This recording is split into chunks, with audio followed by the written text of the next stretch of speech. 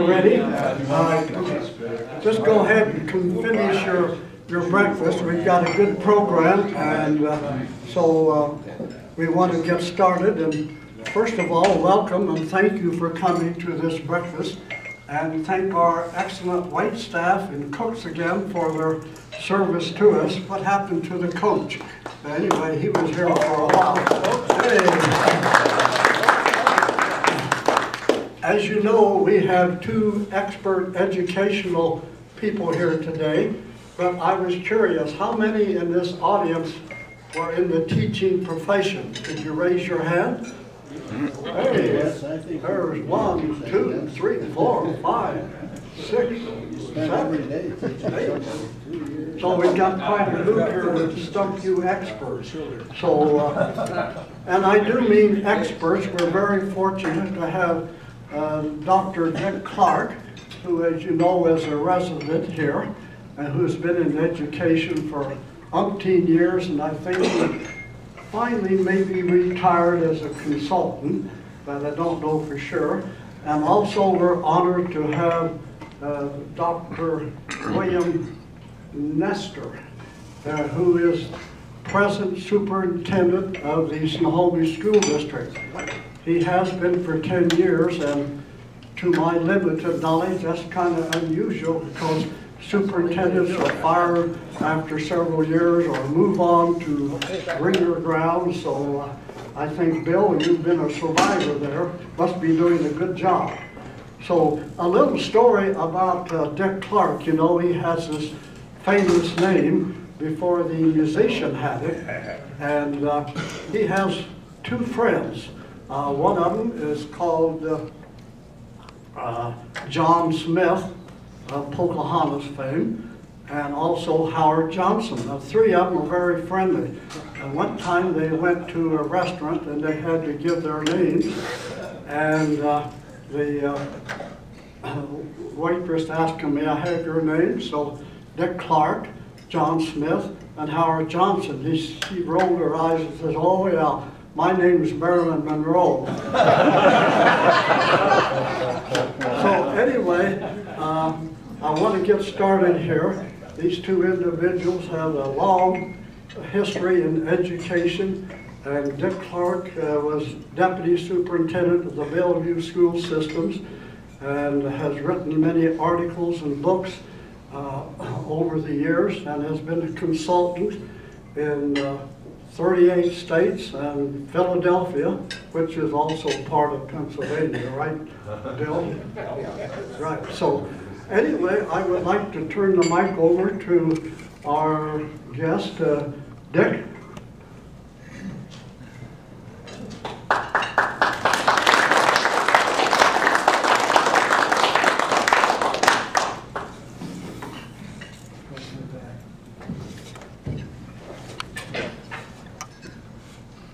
I'm going to step up here so I can find out if I've left anyone awake by looking down at the group, and when I see that I've managed to get all of you asleep, then we can leave and not worry about it anymore.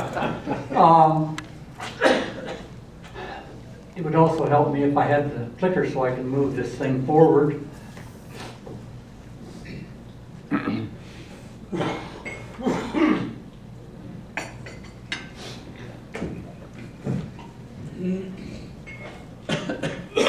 What Bill and I are planning to do is a very informal kind of a conversation with you.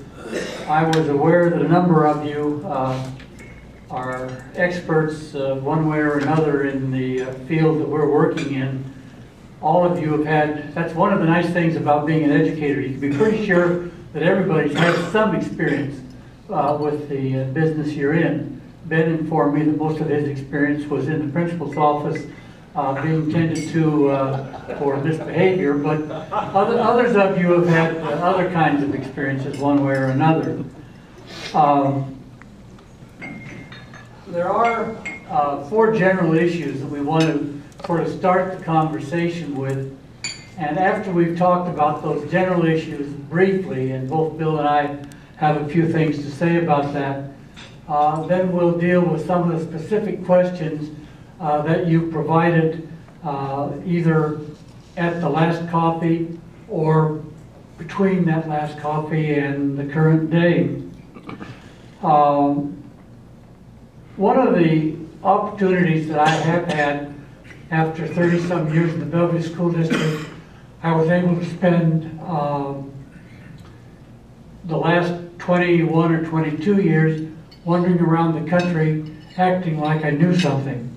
And those of you that have had some experience as a consultant know that one of the nice things about being a consultant is if you get far enough from home, everybody thinks you know something. It's only when you get close that you run into trouble again.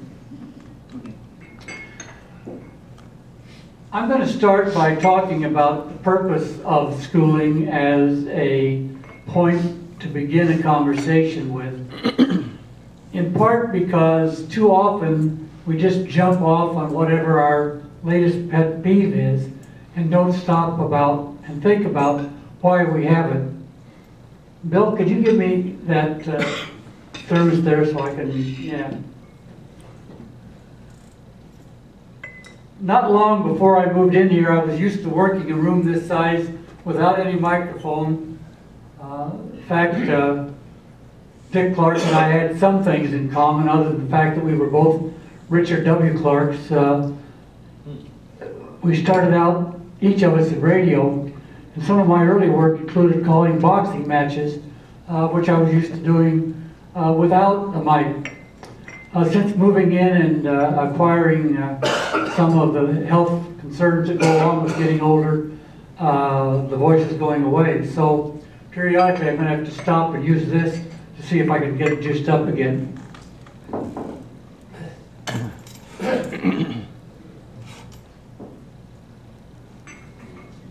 In any event, I want to talk about the purpose of schooling briefly.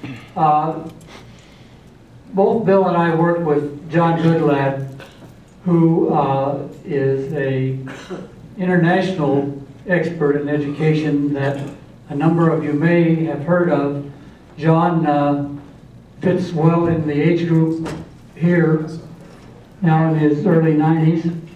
And one of the stories that he tells frequently is about shortly after his book, A Place Called School, appeared, being on a panel on the Today Show.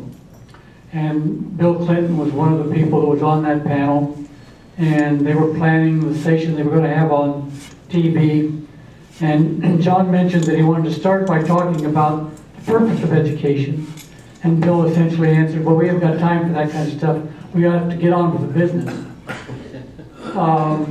I didn't realize how real that story was until a few years later, I was working in Arkansas, and they brought in Bill Clinton to introduce me. And he turned to me, we were sitting at a head table, and he turned to me, he said, you know why I'm here? He said that they had to get a crowd somehow.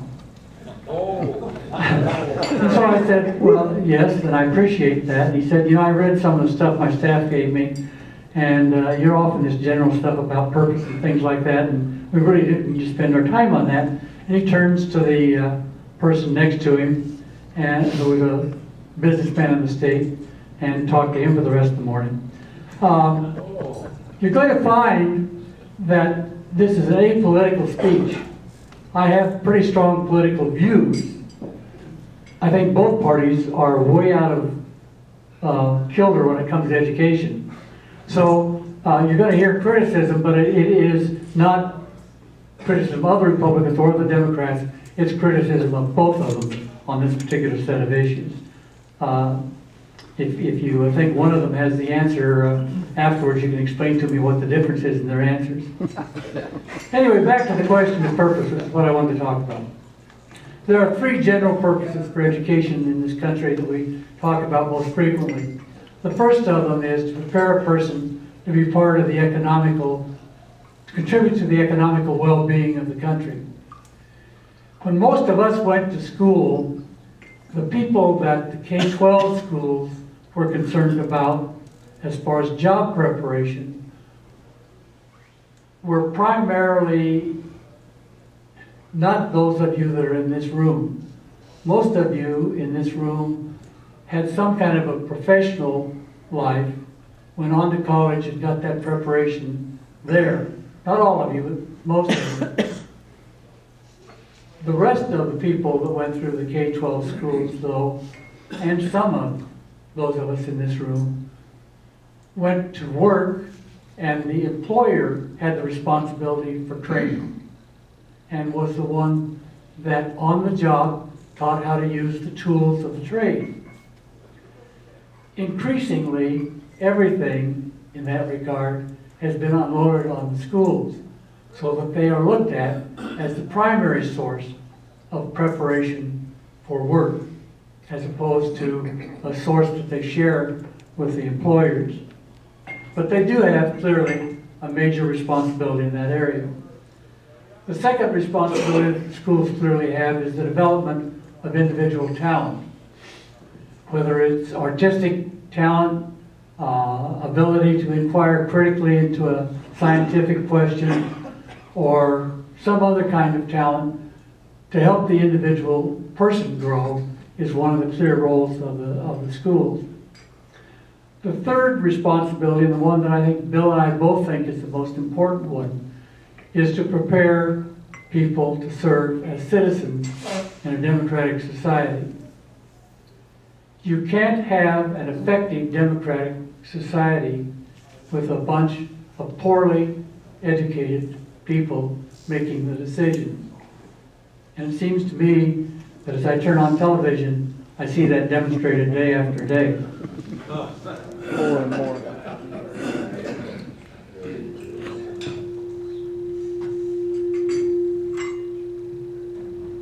In any event, those are three very critical responsibilities of the schools. Going along with those, we are concerned with the question of equity and access. Some people believe that schooling is very important for their children, and others can get whatever they can get. Others believe that, in fact, it is important that all people have access to a high level of education. We would tend to fall, Bill and I, on the latter end of it, but recognize, and I particularly recognize this as I've worked around the country, that more and more people are more concerned about their individual children and what they get, as opposed to what everyone gets. That can be catastrophic for the country in the long run.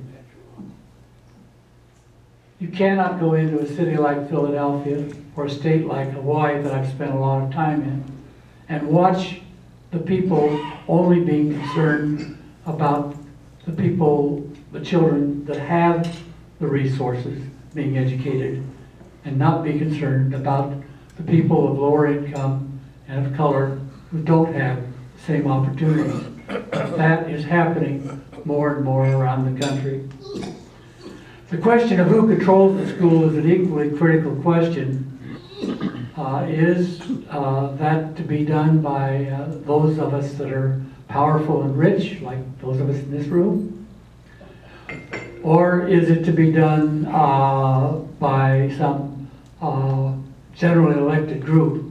One of the fascinating experiences that I had was a few years of working in Calgary, and the Canadian system, or any of you worked with the Canadian system of education? At least in Calgary, it's much more split as the European system is, with one group of people being trained for secretarial and blue-collar kind of work, the other group being headed toward professional roles. And they tend to be somewhat more segregated in terms of where they live.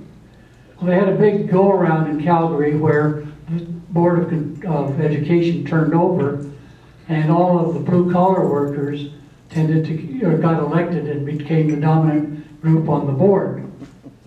Well, they hadn't bothered to educate those people in questions beyond how to type and do that sort of thing. The question of history and so forth, they didn't think was important for them. And now they were their boss. And they didn't recognize that it was their system that was in fact causing some of the problems that exist. Along with that question of who controls it is how do you affect accountability. The final question here is the question of money and resources.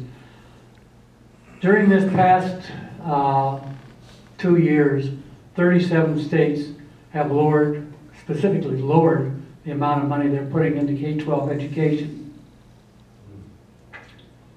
There are problems with that. You can't sit there and demand higher performance and continue to pay less and less for it. It only works in places like this, where our budget can go down all the time and we get more, right?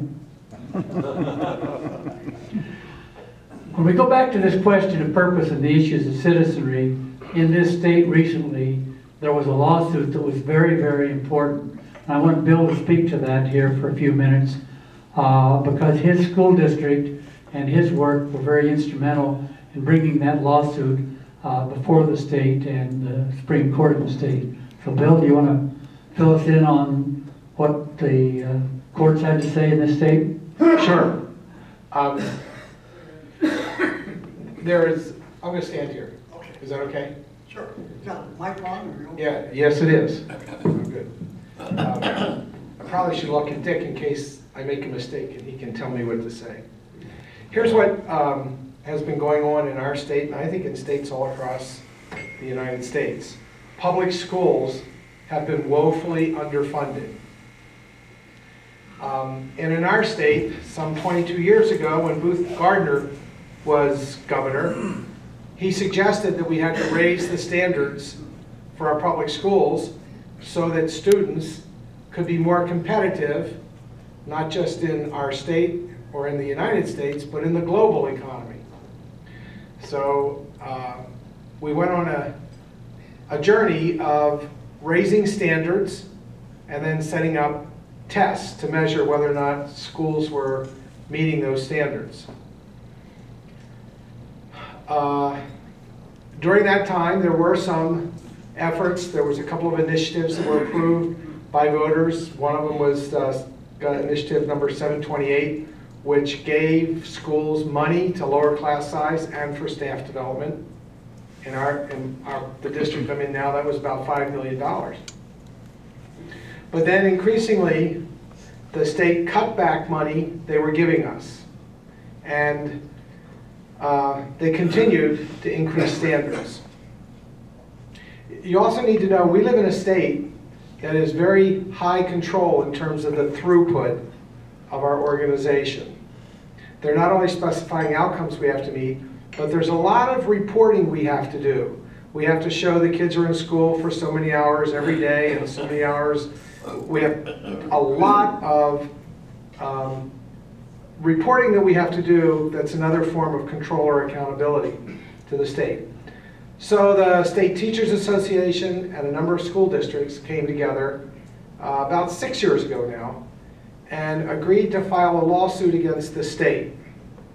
And the lawsuit was based on this notion that there's an article in the Constitution, it's Article 9, and our argument in court was the legislature is in violation of Article 9.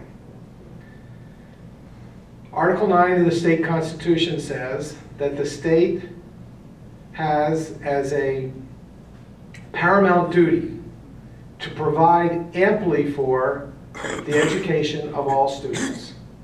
So it is the paramount duty of the state to provide amply for the education of all students. And in our argument, what our attorneys put forward in our group was the fact that the legislature has, over the course of these years, raised what the standard of education is and has not followed through to provide adequate, ample funding for that. In the past, there was a decision it's called the Doran decision, that said the state was not living up to the requirements of Article 9, and that was, Dick, 30 years ago, 40 years ago, a long time ago. And what we argued was, since that time, the definition of basic education had been changed, and there's a whole bunch of legislative matters that we have on record that the legislature had approved, raising what the standards were. What we did, I think our attorney did, that was smart was he did not argue any of the state costs. He said, we'll accept the state records and we won't dispute cost. So that took a whole level of argument off the table. And what we could show by using the state's information was stuff like this. What does it cost to transport kids? It costs this amount. What does the state, we pull another record from the state, what does the state provide us? This amount. The state provides about 50% of the actual cost of transportation. And so we systematically went through all of their records that they provided to show that they were not funding what they said was required. In the court, another University of Washington professor, who's a close associate of Dick's, was called to testify. And he talked about, in court, the public purpose of education in a democracy. So in the Superior Court decision, the judge went through very clearly and said the legislature is in violation of Article 9 of the Constitution. And the judge took this tact. First of all, he said, let's look at what these words mean. Paramount duty means first and foremost and before anything else, of greater importance, of the greatest importance. Second, providing amply means not merely sufficient. He just went to the dictionary. He said, not merely sufficient, but more than sufficient. What does it mean to educate all students? Not some or most or as many as possible, but all means exactly what it says, all. And then the court made, I think, a very important distinction. They said, the judge said, the court does have the right to decide this matter. We have the right to decide whether or not the legislature is in violation of the Constitution. But the court does not define what education is. So the definition of education is what the legislature does. Now the important thing for me there is that says essentially education is a political process. It's defined by our legislature. So that's a pretty important message to me and the citizens in our community. And then he went through the legislative decisions that had been made and concluded that, in fact, the legislature had raised the standard, and they are the governing body that can make that decision, and they were now in violation of the Constitution by not providing amply for this. During the court case, and I think this was another significant thing, the judge responded, during the court case, they would get one of our parents was a defendant or was part of the plaintiffs in this case. And the state's attorneys would ask our witnesses, well, what should the legislature do? Should they give education more money and then take it away from welfare? Should they give education more money and take it away from higher ed? Should they take it away from here? Help us choose. Where should we take it away from? And the judge said very clearly, this is the part I think I like the most, that the people on the witness stand did not have to answer that question. And he said, furthermore, you do not have the right to ask that question. That question has already been answered in the Constitution. It says it is the paramount duty. That comes first and foremost. So in effect, what the judge said is, before anything else, fund education amply. So that was, in our thinking, the very best judgment we could ever get from the court. That was the Superior Court. Everyone agreed to go up to the Supreme Court, and about a year and a half ago, it was heard at the Supreme Court level. And we felt that coming into this legislative session, the Supreme Court was going to wait until after that before they gave out their decision. Well, they didn't. The day before the legislative session opened this year, the Supreme Court passed out their decision. And their decision was fully supportive of what the Superior Court judge had said. And they went further. They said, the state has tried to argue that in the 2 years since this was argued in the Superior Court, you say you have made progress. The legislature put together a plan for how by 2014 they would get there. They would say, just because you have a plan does not mean you're in compliance. So you're still in violation. Furthermore, the state gave examples, like they're supposed to have all-day kindergarten for all kids by 2015. And they said, you cite evidence that you're making progress. And what has happened is you've increased the number of all-day kindergartens in this state by 1% each of the last 2 years. At that rate, it'll be 2090 before you're in compliance. That doesn't count, guys. They also said the state cites places where they have added money to the education budget, K-12. But they did, the Supreme Court said, but you do not mention the places where you correspondingly removed money. You can't remove any more money. You just add till you get up to this point. So that for us was a landmark decision. When it came out, many of the legislators started to publicly say the first week that decision came out, because it was the opening session, they started to say things like, well, the Supreme Court has overstepped their bounds. They don't have the authority to do this. We don't have to follow it.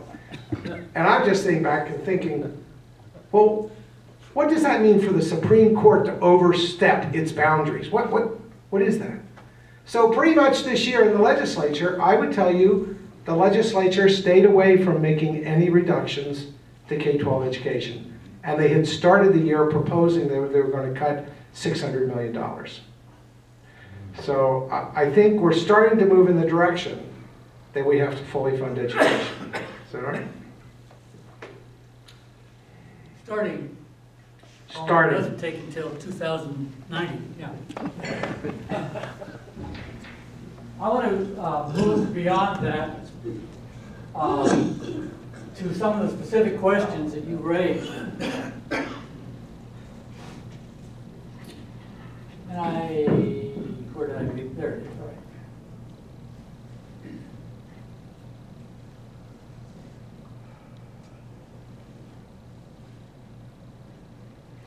You gave me these little slips of paper with a number of topics on them.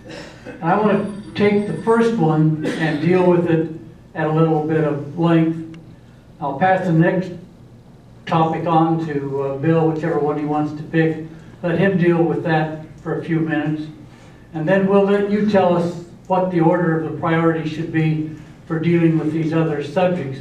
But I think this list includes all of those that in one form or another you provided. About 15 years ago, I began work on a short 30-page or so paper that I used with a variety of different groups around the country. And it dealt with a group of specific issues as well as some general ones. One of the things that always fascinates me is that certain things just keep going round and round. And so none of these were particularly a surprise. Whether I've got any better answers for them now than I had earlier, we'll have to wait and see. But this question of the evaluation of teachers and other school employees is getting more looking at by people around the country, more money from the Gates Foundation, more people claiming that it's the most important thing that's out there than ever before for some reason. There are some questions around evaluation that you really need to think about. And the first of those questions is, why do we evaluate teachers in the first place? Now, one reason, obviously, is to get rid of the bad ones. That's true in any business. You have to evaluate your employees. If you've got ones that aren't producing, you have to eliminate them. I don't know what business that each of you spent your time in, but in my experience looking at education and other fields, it tends to run maybe as high as 5%. Just can't cut it. No matter what you do to help them, you've got to get rid of them. Now the claim is always out there that we never do that.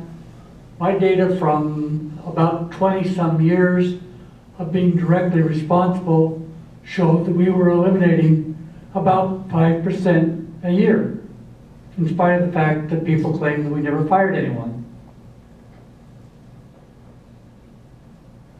Somebody published a figure about New York a year and a half, 2 years ago, claiming that only 5 teachers had been fired or something in a year.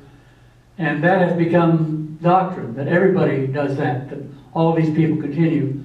I think it's wrong. It's misinformation.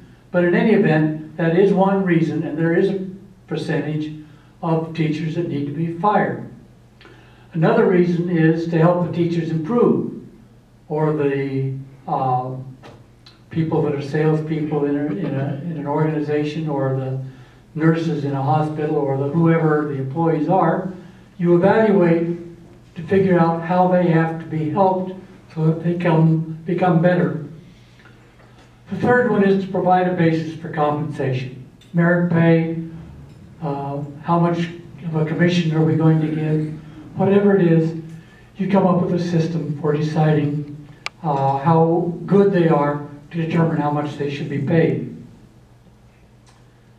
The 2 general things that you can evaluate. You can evaluate the processes that these teachers use. Do they know how to set goals with their students? Do they know how to assist those that are behind, to encourage those students that are ahead? The processes, do they know them? Or you can look at their results. What are you getting as a result of your work as a supervisor? And we talk about results, they become a variety of different results. Most of the stories that you're reading now in the paper tend to use elementary school teachers because their work is a little simpler to identify from a standpoint of what their role is.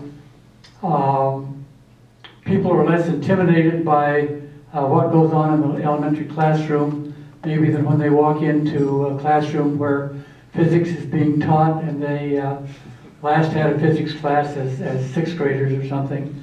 Or as I had an experience, I was in a high school that I'd been studying for some time, and I walked into the Spanish class, and the teacher turned to me and in Spanish asked me if I spoke Spanish, and I said, "Un poco," and he said, monolingual, huh? He could tell right away that I wasn't in much of a position to make much of an evaluation of at least his performance in Spanish. Well, so we tend to follow on our elementary teachers. And then the question is, what is it that the elementary teachers do that we're going to evaluate? What results we're going to look at? Well, one obvious one is, are the kids learning the subject matter? Are they learning to read? Are they learning to write? Are they learning to add, subtract, whatever? But there are other things that they are expected to be helping the students learn also. We expect an elementary teacher, very definitely, to see that the kids don't bully other kids. Getting a lot of talk about that lately. We expect that there's certain kind of rules that they're going to help the kids comply with. You know, no running in the hallways, don't cheat, on and on and on. These are things that we expect teachers to get results on, in addition to whatever they're supposed to learn in subject matter. We also expect them to get results in terms of what their communications with parents are. If you go and visit your grandchild or great-grandchild's classroom, you expect the teacher to be able to explain to you whether the child is learning something, how the child's character is developing.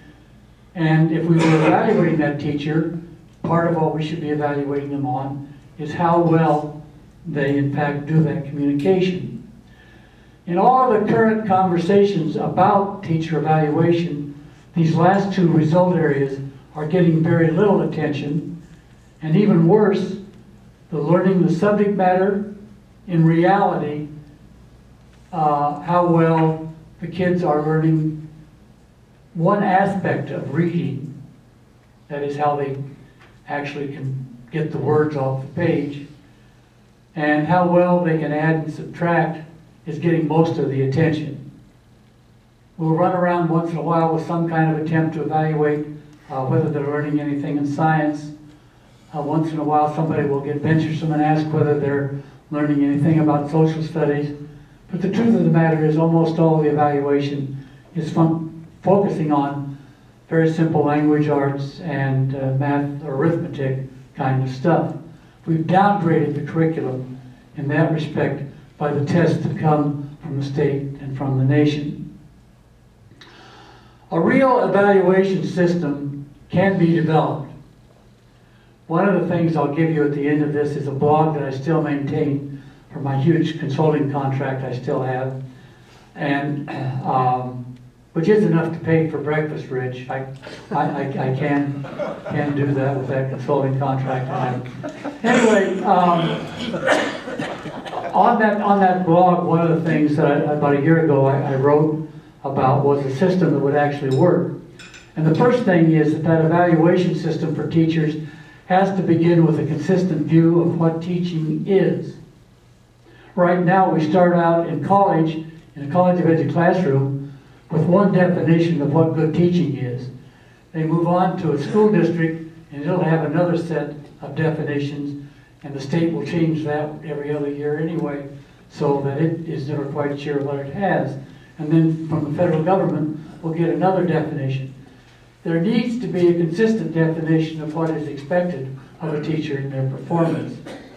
The second thing is that they need to have their initial education as teachers and their ongoing staff development as teachers actually be driven by this understanding of the processes and skills that are required for being a good teacher and understanding how good teaching is evaluated.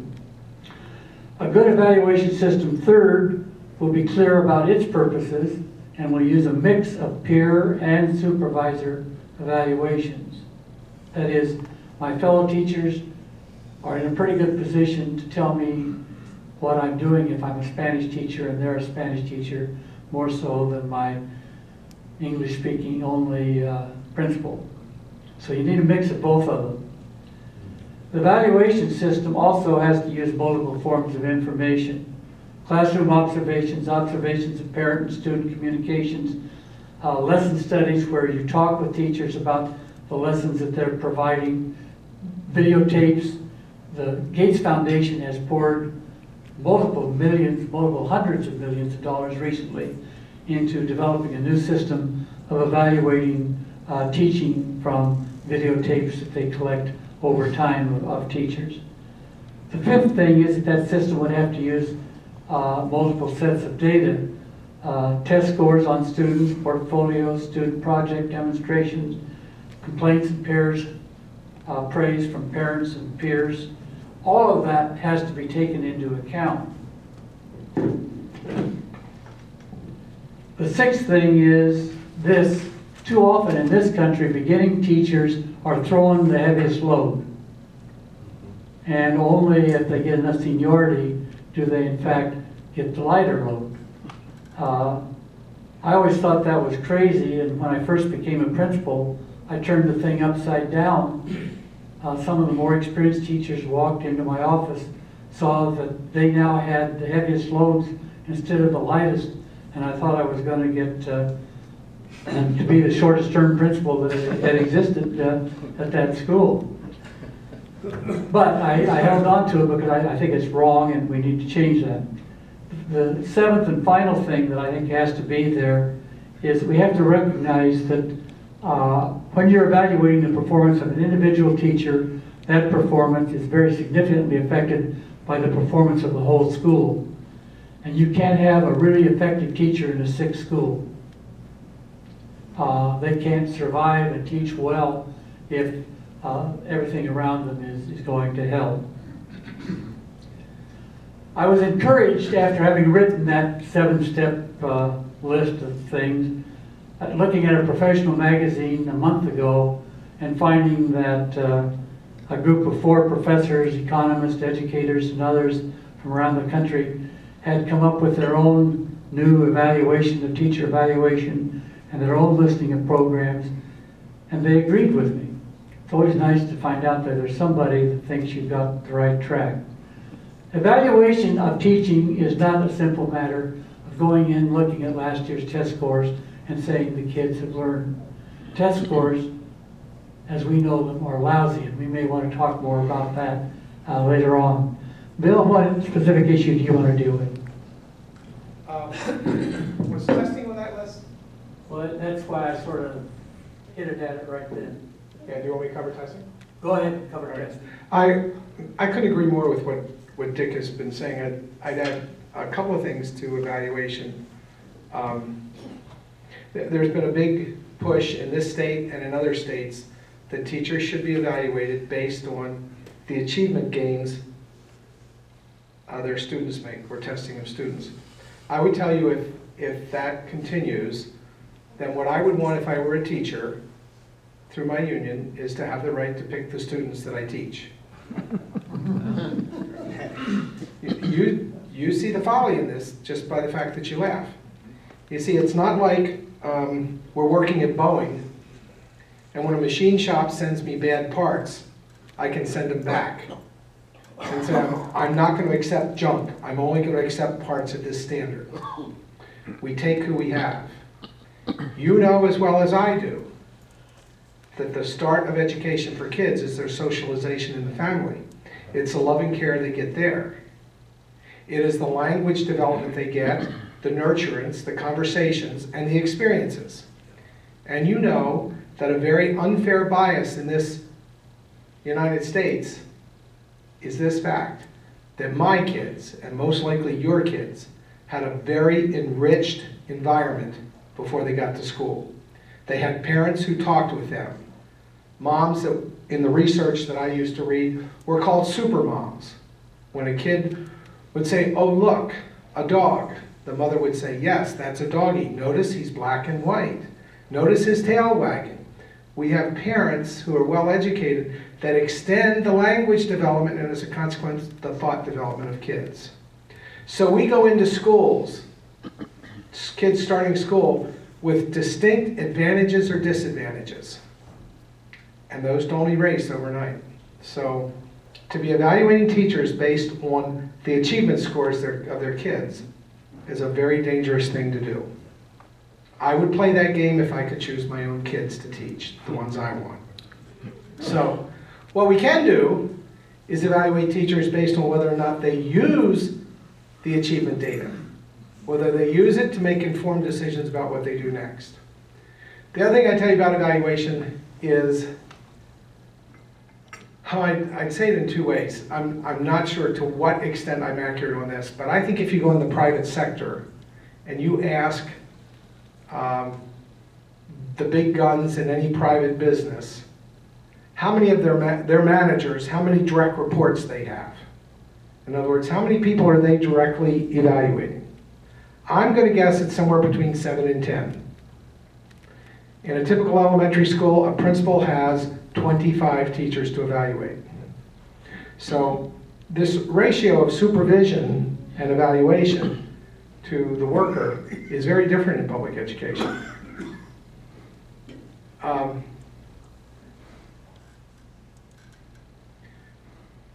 I think that's enough for evaluation right now. There is one other thing.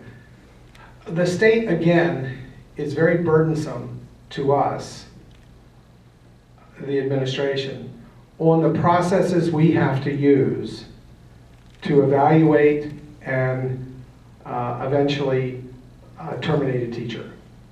I have 2 teachers this year that we'll be terminating. But what Dick was also talking about is there's a number of teachers we get through counseling and working with them to choose that this isn't their profession and so they can drop out. But a principal in our district almost literally loses 12 weeks of their life if they put someone on probation because of the number of observations they have to make, the number of written reports they have to make, the number of conferences they have to have with a teacher.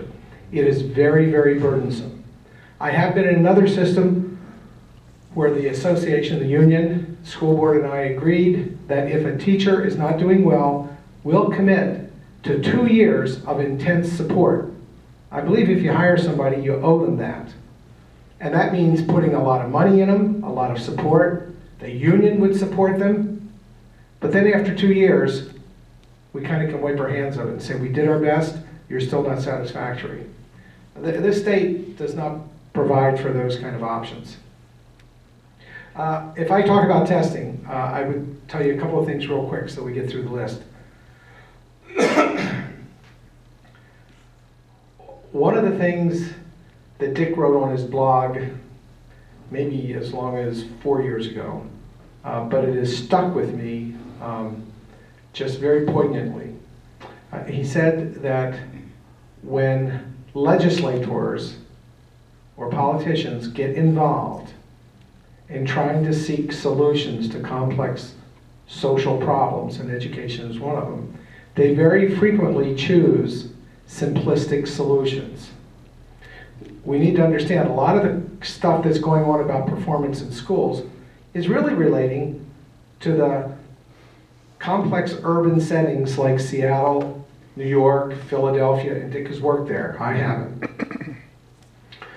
So all across the United States now, we're having legislators say, and we have the federal government saying, we're going to measure whether schools are doing well.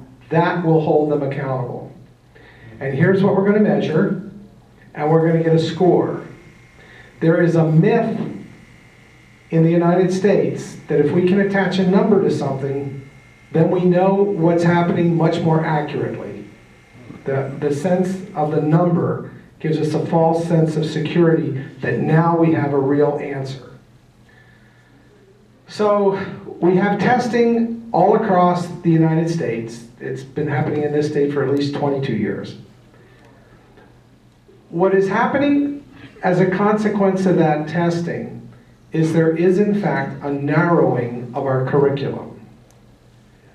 If you're interested in why we're not doing more with science, you need to look simply at how much testing there is of math and reading. The more testing there is, and the more focus on that curriculum, the more we narrow on that. So as a consequence, I think students are at risk for 2 things. One, not having access to a broader education that can extend their thinking, but also not having access to higher levels of opportunities for learning. Because inevitably and invariably, when they start choosing tests, we wind up with a regression toward lower levels of performance. And what we measure typically is what is most easily measured.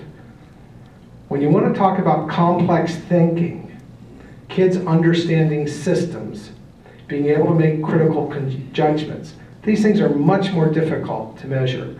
And so there's a very natural regression to measure those things that are easier to measure. As a consequence, we wind up having a narrowing of our curriculum. Now that doesn't mean we shouldn't measure. We should. But we can make a distinction between testing for accountability and testing for teaching. Largely the tests the schools are being required to give at a state level or a national level are tests for accountability. So the tests that are given in our state in May, right now, this week, no one will have the results of those tests until September. That doesn't help teaching.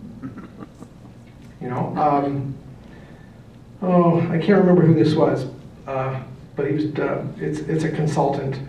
And he said, He was sitting in a chair just talking. He said, now look at this video and imagine what would happen. And the video was simply a video of a kid running down a basketball court, stopping and taking a jump shot. And as the ball gets up towards the rim, the screen blocks out. And then the words go on the screen that say this: we'll give you the answer to that shot next week. See, that's not what happens in a basketball game. So the testing we're doing, we do in May, nobody gets the results till September. The teacher doesn't have those kids anymore. The teacher that's going to get those kids, it'll be a mixture of some of the kids from different classes. If you ask parents, I have parents in our district who have asked to see their children's results. They don't get their children's results until the next March, so nearly 1 year later. This is testing that's designed for accountability, to hold schools accountable. Testing for teaching is when we're working in a classroom and we ask a question of all of the class, or we make some observations, and that gives the teacher information right away about whether or not the students are learning, and allows the teacher to adjust what they're doing either right away or by the next day. I'm all in favor of testing for teaching. That really works for teachers. I think we can have measures of our curriculum, but the underlying assumption and purpose of testing for accountability is this, I believe, and maybe this will upset you. I believe there is a belief at the national level, when we started No Child Left Behind, that you have to motivate people either with a reward or a punishment. And so if somebody's doing well, we'll give them a reward and acknowledge them. And if somebody's doing poorly, they're going to suffer consequences. And the largest consequence they do right now is publish everybody's scores. So I can tell you, in the schools right now, kids are nervous, teachers are nervous, they all worry about how they're going to do on those tests. Here's what I know about motivation that's contrary to these assumptions. I don't think teachers are motivated by the reward of high scores or the fear of punishment because of low scores. I think they're motivated by a sense of efficacy. They want all their kids to do well. I think they're inherently motivated to do the very best job they can. So threatening them doesn't get us any further down the pike. So that's my take on testing.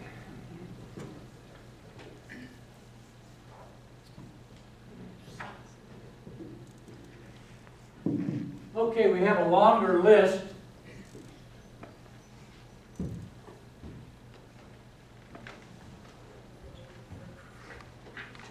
And the question is, which one of those do we want to deal with briefly now, going beyond it?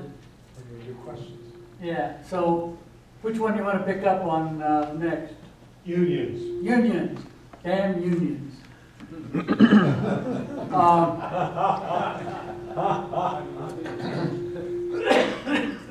The work that I did in Philadelphia was over a 10-year period. I was working for a large foundation that invested about $25 million over that period in the schools, and was asking the question of, are they getting anything for their money? The reason they didn't get much for their money was because of the union and management and the community. You know, there's no such thing as a union contract. We read all of this stuff, particularly in the newspaper. Frank Blevin does not like unions, by the way. Where is Dick? I think the Times has had its battles over the years with the unions that it's dealt with. He doesn't like unions. And so periodically you will see a significant editorial in there, at least that's my take as a lay subscriber to the paper. But there is no such thing as a union contract. There was a contract entered into between management and unions. And in Philadelphia, they had a series of very bad contracts. And as nearly as I can tell, the union and management were equal culprits in why those were bad contracts. The lawyers that drew up the contracts didn't know a thing about education and seemed to be most interested in how much fees they were going to get out of their elongated bargaining. The union people were strictly in it for their self-interest. They were good examples of old-time union people. There are instances where unions and school districts have worked together productively, and those are signs that it can be possible. But there is a reason why they exist. I've only been in the business about 50 years, but my father was an educator also. And they would come home at night, and if they wanted to play bridge, they had to pull the curtain so nobody in town would know that they were doing this horrible thing. As a young teacher, I worked making some presentations to the school board about our salaries, because I thought that as a teacher union leader, I should have some ability to communicate with our school board. And in this public school board meeting, I noticed this one school board member, who was a very good gentleman, had a thing in his ear. And while I was trying to talk to him about salaries for the coming year, he was listening to the state basketball tournament. There are examples of why we have unions. They aren't as bad as what happened to some coal miners or what happened to some of the other hardcore unions, but there are examples. There are also some terrible abuses of the educational process in some of the unions. Union power from education in the state of Washington has long existed. In the late 40s, 1940s, it was identified, the WA was identified as the strongest bargaining group, the most influential lobbying group in the state. It's not something new that's just upon us. And there have been some bad things come out of it, but those bad things are not all a brand new process. Did somebody want to extend that question of the unions? Was there another aspect of it, Bill? Did you? I can add to it, but Grab your mic. I don't know that I have the background knowledge that Dick does, but it seems to me the unions were okay when they were really busy about protecting the rights of the workers.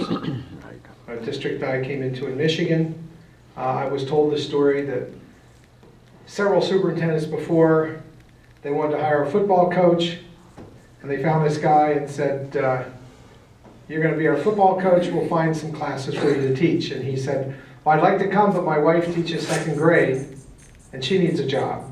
The superintendent went out to Mrs. Smith, who taught second grade, and said, this is your last year. Fired her on the spot. Those are reasons unions exist, is to protect individual rights. I believe, however, as unions got more politically powerful, then the Business Roundtable began to see the power they had politically across the United States. And so I think for quite a while there's been a very clear effort to go after unions. In my own context, every place I've worked, I have found that the union leadership or the teachers and the administration, that I can get us to agree that we share much more in common than we have as differences. And we need to focus together on what we share in common. I find that as I do that, it's easier to achieve understanding with the teachers that we're right now have on probation. Our association is very supportive, but we're respecting their individual rights also. So I find that together, if we can identify the common ground, those things we share in common, we can work together very effectively.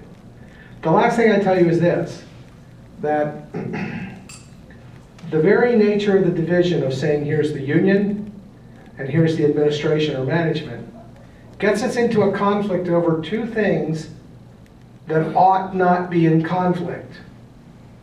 we ought to see them as mutually important. And those things are that we take care of the needs of the individuals in our organizations, and we also take care of the needs of the organization. Think of that as the goals of the organization. We have to look at the needs of the organization and the needs of the individual as being of mutual importance.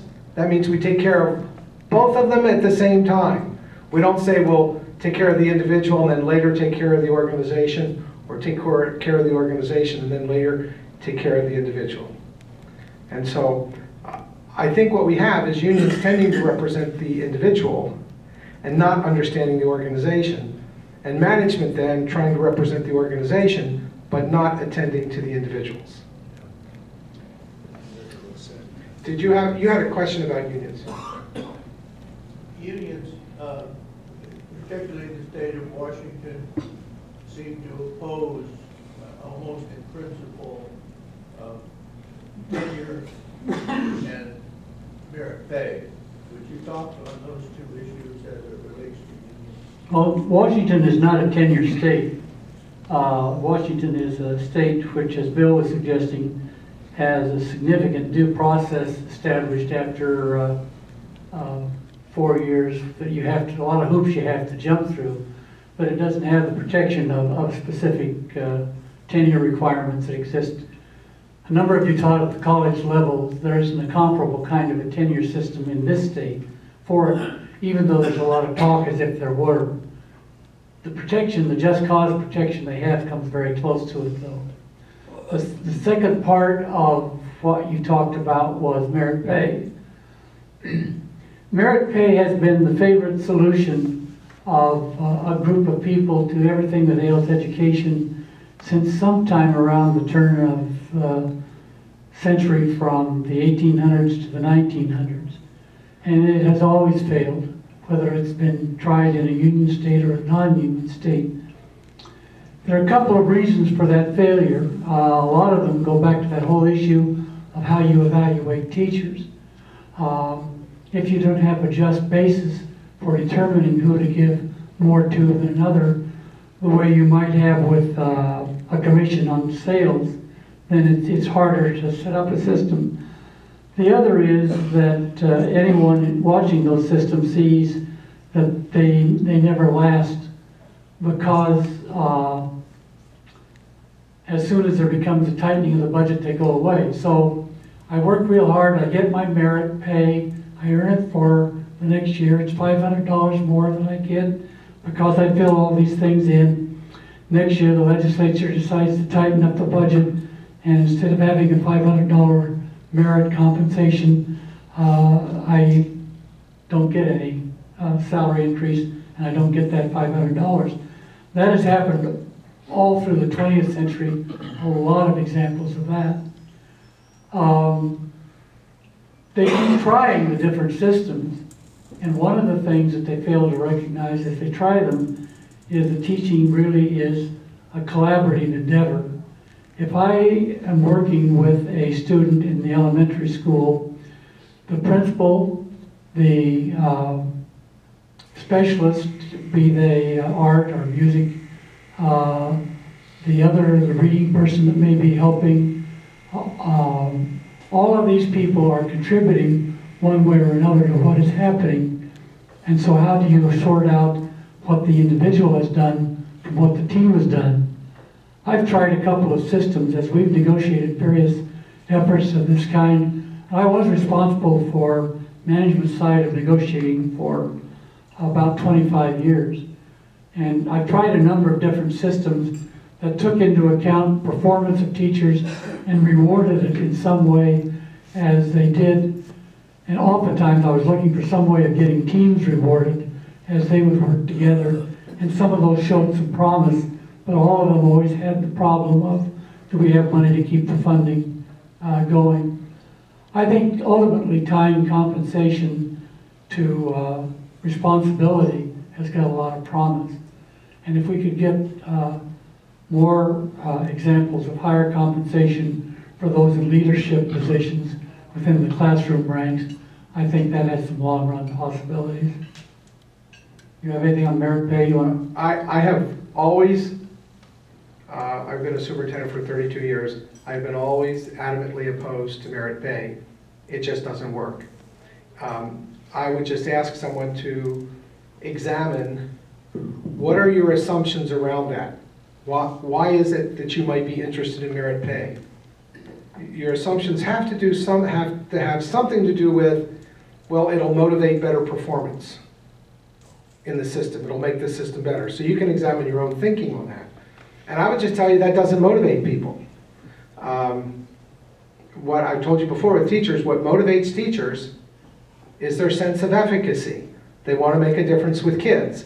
If I want to motivate teachers, then my job as superintendent or principal is to get the roadblocks out of their way, to ask them, what can I do to help you do your job better? So the inherent motivation to make the system better is for me to be a good support person to those teachers.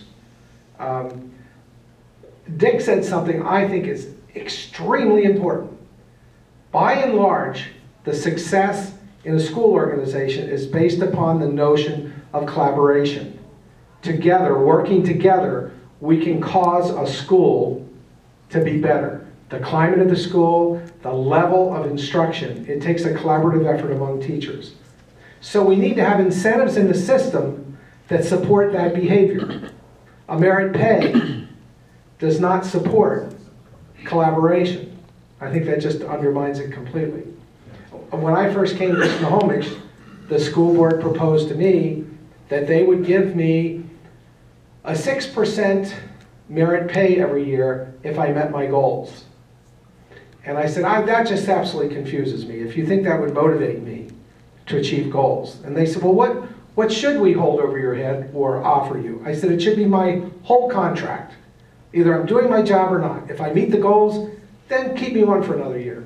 But to me, it's very insulting to think that I'm going to work harder just because I'm going to get 6%.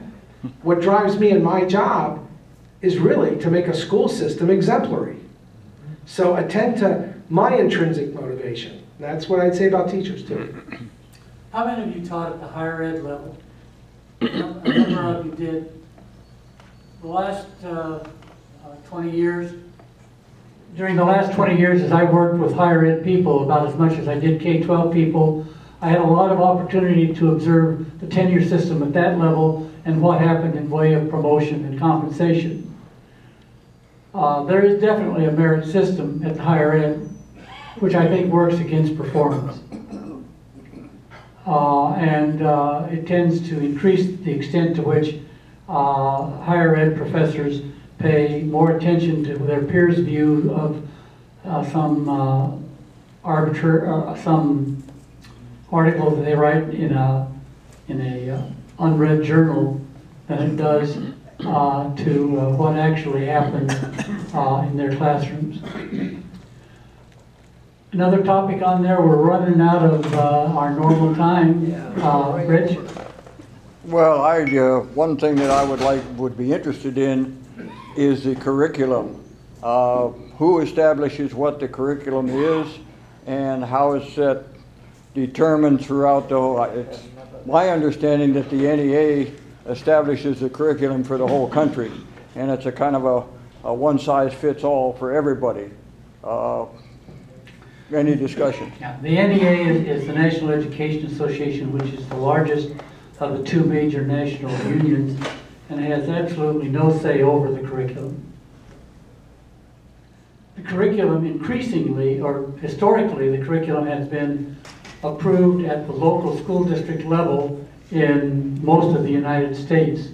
And with the thousands of local school districts we have, it's to the extent that there's been a common curriculum, it's been textbook authors who have been driving the commonalities in the curriculum. So if I write, as I did, English textbooks, they're adopted by the state of Texas, which is the biggest textbook adopting statewide market. Then a bunch of other states run around and buy them because that's what's available to buy. I get lots of money, get my kids through college, and to some extent, what I put in that textbook has governed the curriculum. That is changing more and more. We have adopted a common set of standards now as a result of some national work that's been going on federally fueled, if nothing else. And more with its 7 to 9% of the funding pocket, the federal government is driving what the curriculum actually looks like. So this is where I get political. This is not something that the Democrats or Republicans have done. They've both done it. And in the process of driving the curriculum, they say we're going for higher standards and more rigorous work, and they're making it less high and more simple and less of quality from my perspective. You're the one right now, though, that's on the front line. Who's deciding what your curriculum is and how's it being effective?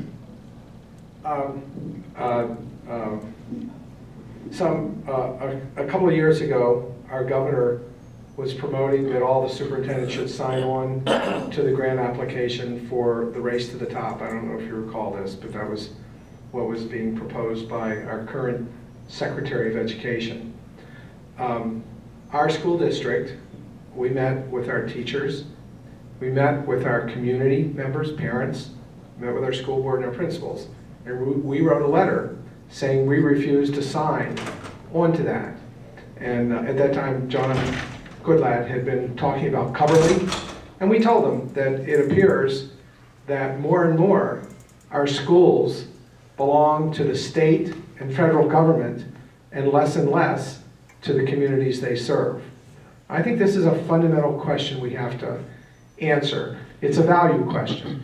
It has to do with, should the schools be responsible to the local constituents? I believe they should.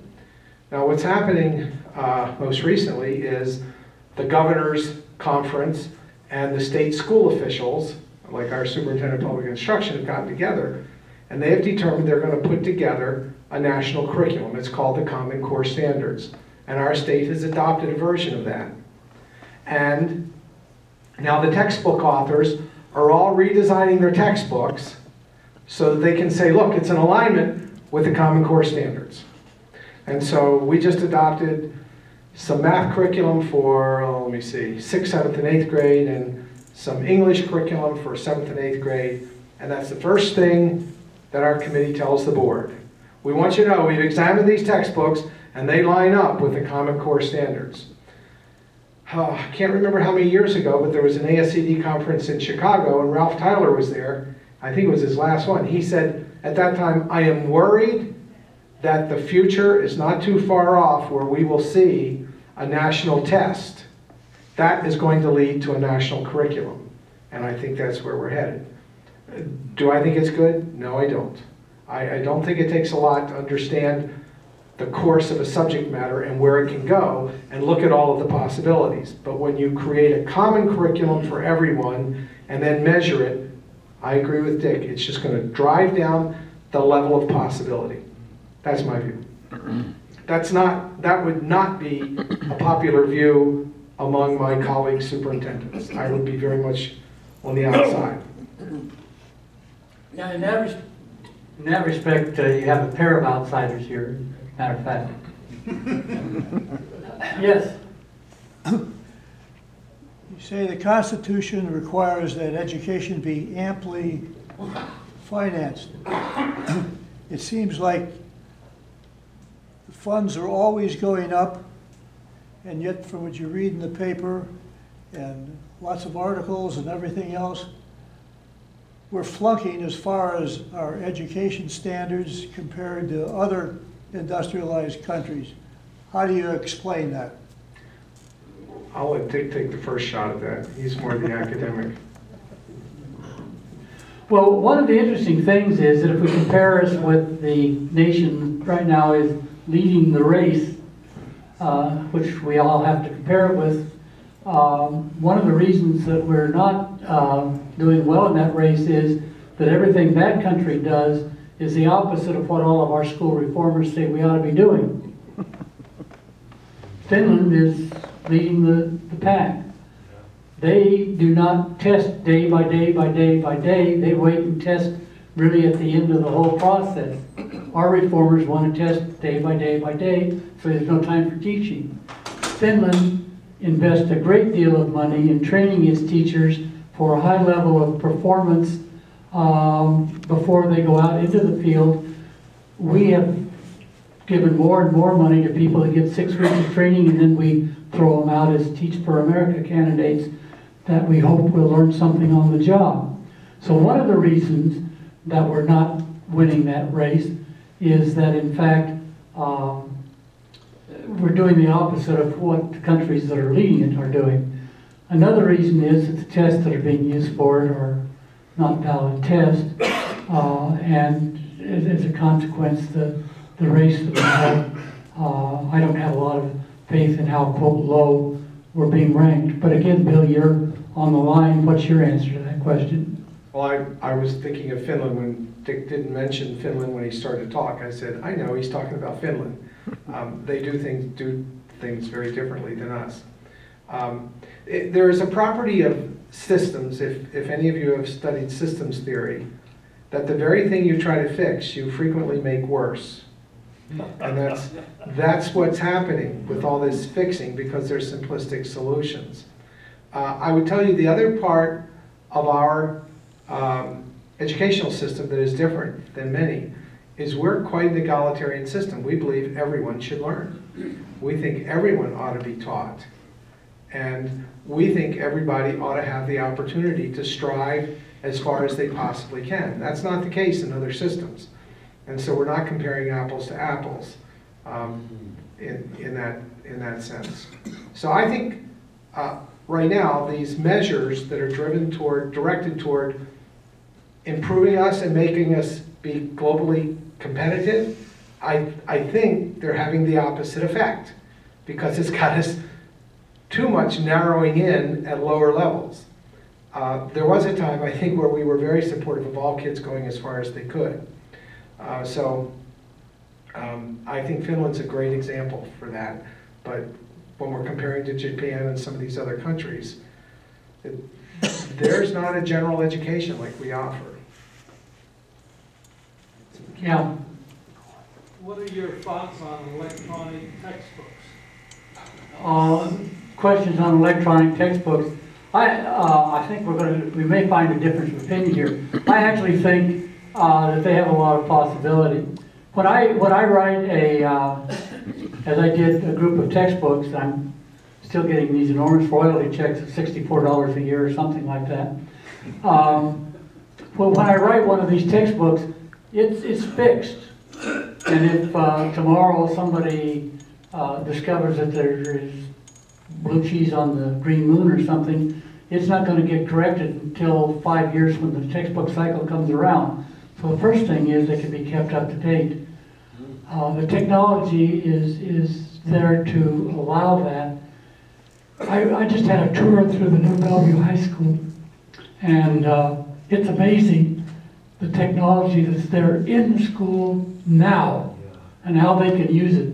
I can't believe going in and looking at holograms evolve and watching the different computers that are there lined up so the instructor can see everything in the classroom and pull out what you've got in front of your computer and put it up there and everybody can work on the same problem. The technology is going out into our schools, not in some of the neighborhoods I saw in Philadelphia, unfortunately, but in more forward-looking places like Washington, Bellevue school districts. The technology is there, a lot of hope in those textbooks. I don't know, Bill, in Snohomish, where you are with that question. We would not buy a textbook series unless it comes with an electronic version, and also it has to come with what I'm going to call right now a parental guide, so that students can access the electronic version, but parents can also access it and be able to say, okay, here's what's being taught, let me learn, let me see what's here. So, and it will have in there diagnostics and suggestions for how you can support your student. So now there's a wonderful advantage to this too, because we're not rich like the Lake Washington School District. So we don't have to buy as many textbooks now. And virtually for the next 7 years, the publishers of these have thrown in all the electronic versions. So we buy a classroom set of books. That's a lot fewer than one for each kid. And then we have a bunch of extra books in case a kid needs the book. But other than that, kids do all of their work at home on the electronic version. That saves us a lot of money. That's important to us. But the other thing I notice is if you told me, Bill, you got to go home and do your science work on the computer, on the electronic version, I'd say, couldn't I have a book? But that's not how kids are today. In fact, they don't even need the big computer screen. They'll be happy looking at it on one of those little handheld devices. So they're very comfortable with that, and that matches very well. There's another thing. I don't know if you've seen, there's been stuff on TV about this, but there's a website called Khan Academy. Are you familiar with that? KHAN Academy.com. Heard about it. It's great stuff in math.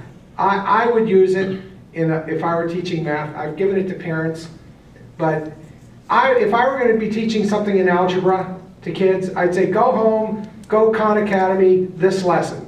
It's just a tremendous online version where it teaches concepts. And the guy is very accurate with what he's doing, and I think it'd be a great homework piece to get kids ready for my instruction the next day. If I would stand here and tell you I didn't agree with that stuff, which I do agree with everything Dick said, I'd have to tell you I'm so out of step with where kids are and where education's going to go. I mean, that is just, we've got to face that's the future. We have some machining pathway programs that we lined up with a number of business people who have machine shops working for Boeing. And probably in each one of these we have $30 million. And the school district did not put a penny in. The business community has funded this. But they're working on CATIA software. That's the software the Boeing engineers use. We have kids sitting in those classrooms now designing stuff on the software, sending it. There's some businesses down in San Diego. Kids are sending this stuff down to a business in San Diego and showing them what they've designed according to the specifications the company gave them. The company's giving them feedback. They now have these three-dimensional printers which will create a prototype fairly rapidly out of cornstarch, basically.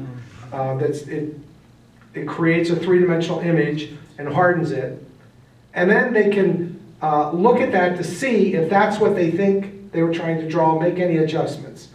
All of this is strictly because of the advantages of computer technology. Our kids, and the other thing I want you to hear is, in the old days, we called this Vogue stuff, and it was all the Vogue kids were not the top-end kids. In our classrooms, in our biotech program, and in our manufacturing program, if you go in there, there will be kids in there getting an art credit, because you see we're designing this three-dimensional stuff that's really slick. So they've got to draw it and design it and then produce it. But there are kids in there that are going to go on and get their engineering degrees at the UW. There are also kids that with one more year at community college will be able to go out and work as a machinist in the real world. In the biotech labs, they can go run a biotech lab or work in a biotech lab after high school. But there are other kids that are going to go on and get their PhD in some area of biology, biotechnology, bioinformatics. We have one kid right now that just did a research paper in the high school class that is going to be published in a journal. So, but in the biotech labs right now, they are focusing on proteins. They're doing World Health and they're focusing on proteins. They are creating three-dimensional prototypes of these different proteins, because that's where the proteins are what they study now for cancer research. They're taking these things down. We're joined up with the Fred Hutch Cancer Institute. They're taking these protein molecule models down, and the researchers are buying them. They'll give us $200 for one because they want to have them on their shelves. And the PhD students who are doing research will come work with our kids because they don't have a way of producing these 3D models that we do. So, I mean, that's where things are now. So, you know, we need to be out of books. So I think we agree. Yeah, okay. I, on the other hand, won't buy into the idea of simple online learning, where you toss it out there to the kid and hope that they're going to learn somehow or other because they're sufficiently self-motivated that they can go and learn on their own. Technology as an aid and a tool for learning is wonderful, and the potential is great. The degree of motivation and stick-to-itiveness that has to be there for straight online learning exceeds that of most teenagers that I've worked with through most of my life. We've passed the normal time. Bill and I both are willing to stay here to keep working on this, but we recognize that we've gone over time. Yeah? I'd be interested in your opinion on charter schools, homeschooling. How do you evaluate homeschooling? We don't have charter schools in Washington at the moment, do we? Not by name. We've had charter schools by how they function. I began working with them in the late 60s, and they worked very successfully to produce what a motivated group of parents and a motivated group of students want. Choice is a good motivating factor. The downside of that, and it's the same whether it's called a charter school or it's called something else, the downside of that is that these same motivated students and parents are now withdrawn from the existing schools. So, to take Philadelphia as an example, during the early stages of desegregation, they created a number of magnet schools. And all of the kids with certain levels of ability ran off to the magnet schools, leaving behind the leftover kids in the neighborhood high schools. And those are disastrous places, because if you don't have the motivated people around there as part of the system, or the teachers that fled those schools to go with those motivated kids, you aren't making good progress. So that's the downside of the various choice alternatives. To some extent that worked with homeschooling too. Homeschooling is an interesting phenomenon. It attracts the far right and the far left. The parents that want their kids to be out there learning on their own and traveling the world and having all these wonderful experiences are attracted to it. The parents that want to remove their kids from the evil Satan who's going to get them also pile into homeschooling, and they all run out and learn from the little workbooks that somebody has written and passed out to them. I don't have a lot of use for homeschooling, frankly, either from the left or the right, but within our laws at the moment, they're there. Yeah. Where do the autistic students fit into this whole picture? I'm going to answer that briefly and then pass it to Bill. The students, the autistic students, the number of them has just grown enormously since I was active within the school system. And the watching the classrooms and so forth are just mind-boggling to me, because we didn't have that label, at least, that we were dealing with. And I don't know whether we didn't have the problem or we didn't have the label. We've had to try to develop the skills and processes for working with them, and it's been a real challenge. Bill, can you add to that? Yeah,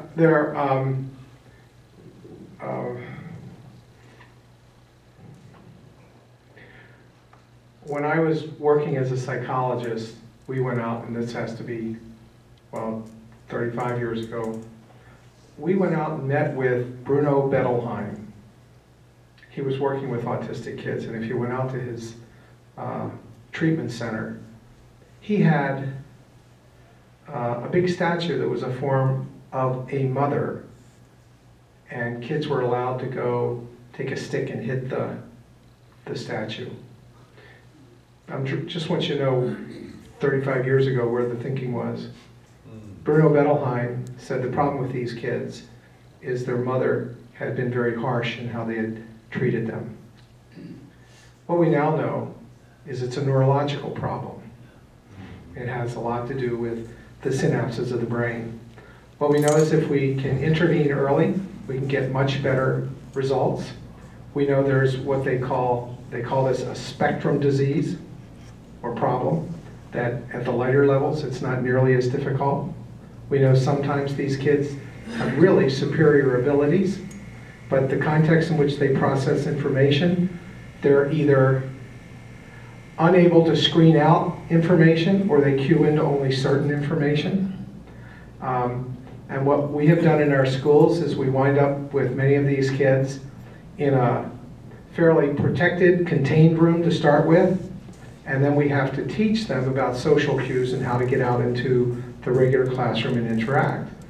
And we find, now this is part of a system, that it's very important that we do a lot of professional development with that school, because it takes not just the teachers of those students, but it takes all of the teachers in the building to work with the other kids to talk about how we allow those kids to become involved successfully. These kids, more than any other type of child, can be the focus of jokes and teasing and ridicule. And so we have to educate the whole school. What we're also finding is we're much more successful with them, and we get them into the regular classroom and over time with just partial support. Was that your question? Bullying, how's bullying coming Do you want to talk about bullying? You can. Here's what I think is going on in the United States. Bullying is the hot topic now. Schools are part of our community. I don't believe bullying starts in schools any more than I believe drugs start in schools. Bullying largely starts in neighborhoods.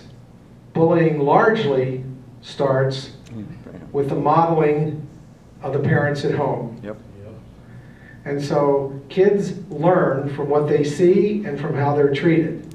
Now, are there drugs in school? You bet. Why are there drugs in school? Because it's a good place to sell drugs. It's a great market. Is there bullying in schools? Yes. Why? Because it's a good market where you bump into other kids and you can pick on the weaker kids. So we right now have a number of conversations going on with each of our schools and talking about bullying and what parents think is bullying. Bullying is bad because it's someone with more power persistently taking advantage of someone with less power who is weaker. That's what it is. It's persistently using your power to control, hurt, or put down another person. Persistently, continuously. What do we know about normal human relationships? You and I can get into an argument with one another and can get very heated. Is that bullying? No, because it's a dispute among two people who are fairly level in their power with one another, their power relationship. So do kids have fusses? Yeah. Do they have arguments? Yes. Do they have fights? Yes. Is that bullying? No. On the balance, no. Bullying is this persistent issue. To deal with bullying, we need to have a community conversation. We've had this with all of our PTOs. We have a group representing all of the schools coming together. And then we talk about, so what do we do if we think it's bullying? Well, first of all, we have to stop the behavior. Then we have to check it out and see what we do next. The most important thing we have to do is make sure the parents are part of the understanding of what we're doing and what that means. And I find as we communicate with our community, that is really good. It works well. I can tell you, I run into a number of parents who can go from 0 to 150 miles an hour on this issue. You know, Billy pushed my son. Boom, it's bullying. And so there's got to be a lot of communication where we can sit down and talk about how we manage that. Does that take time? It does. But I think we can reasonably work through that. I do not believe there's an increase in bullying in schools. One of the things that it does bring to mind, though, as we think about these questions that are being asked now, this first question of purpose, really, you have to think about it if you want to think about what's happening in schools. AIDS comes along, everybody's got to have the schools take care of the AIDS crisis. Bullying comes around, schools have to take care of that. Our teeth start falling out, we've got to have fluoride put on all of the kids' teeth. And whatever it is, we find that this latest crisis, and Dewey and Tom and the rest of you here that have worked in schools know that if it's the latest crisis, it suddenly becomes one of the purposes of what the school is supposed to attend to. And that increases the opportunities, at least, for schools to find more things that they fail at. Could I add one? Yeah. I completely agree with Dick with what he just said. And then I want to say, but we need to understand, our schools are part of a larger system that we call a community. And so whereas there are matters of importance in a community, whatever they are, schools have to acknowledge that and be part of it. I think we can educate people through this stuff. So I think the only solution to these topical matters that come up across the United States is to engage our community and have a conversation about them. Well, we thank you for your patience, and I know it's been very interesting and educational, Dr. Clark and Bill, for conveying this information to us. Schools have certainly changed since I went to school, but here we are, retired adults. We don't have children in school. What would be your advice to us is how we can help the school system where we live, how to get involved, if any? Maybe they wouldn't want us old codgers. Well, first of all, I should have told you this. I'm incredibly impressed with how engaged you are in what's going on in schools already. I mean, by the questions that you've asked. The first thing I think of is how you might form a partnership with a school. If you lived up near us, I would be very interested in how we might engage you in being a partner in one of our schools. I just know there's a group of you guys that are building trains and running them around, and I mean, I just think the possibilities of working with our kids. There isn't a kid around that doesn't need someone to listen to them and talk to them.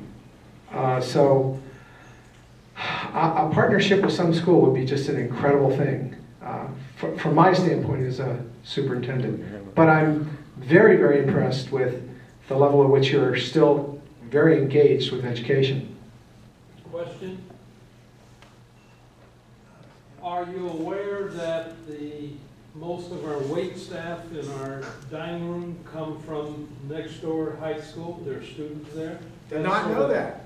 That's sort of an interesting. That's a great connection. connection. We carry on conversations with the wait staff, and they're like part of the family. There you go. That's wonderful. Well, thank you again, Dick and Bill, for this very educational topic, since you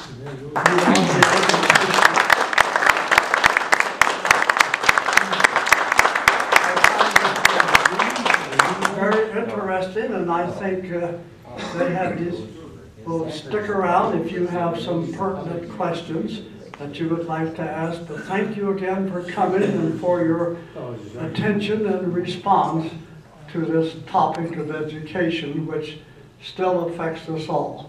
Thank you.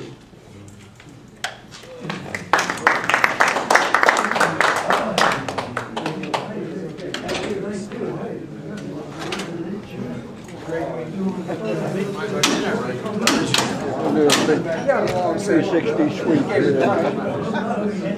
Get everybody involved.